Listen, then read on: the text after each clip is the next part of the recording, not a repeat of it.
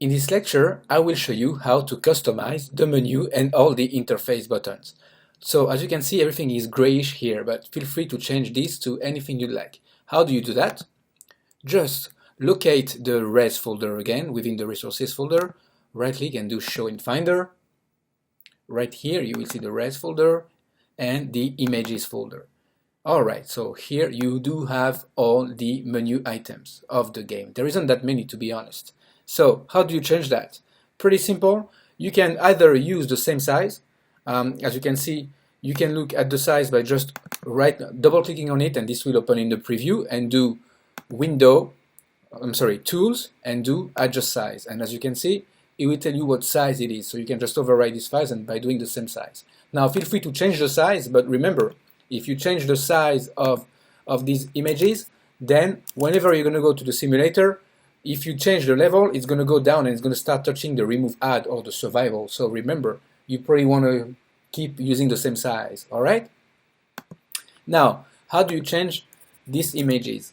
Pretty simple. Just we're going to work on the let's go work on the survival one. Okay? So I'm going to look for the BTN survival, and I'm going to right click and do open with, and I'm going to do with Adobe Photoshop.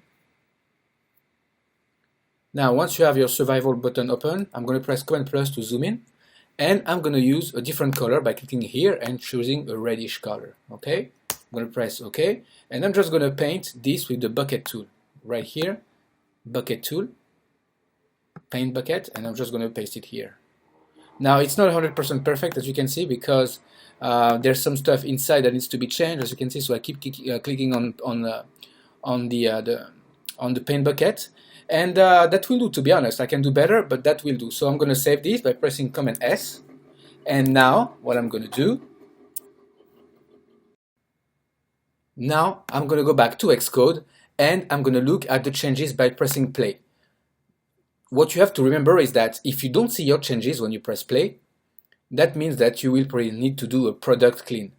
Okay, as a matter of fact, I can see my changes, so that's good. But in some versions of Xcode, you won't be able to see that. So what you'll have to do is go back to Xcode, and remember, do a product clean before clicking on play, all right? And that will allow you to see your changes. All right, so you can keep going, and that's what I'm going to be doing in the next lectures, but you don't have to do that. You can skip to the next lectures. You can skip the next lecture. There's no need for you to look at it if you don't understand what we're doing and you don't want to go through changing the menu items.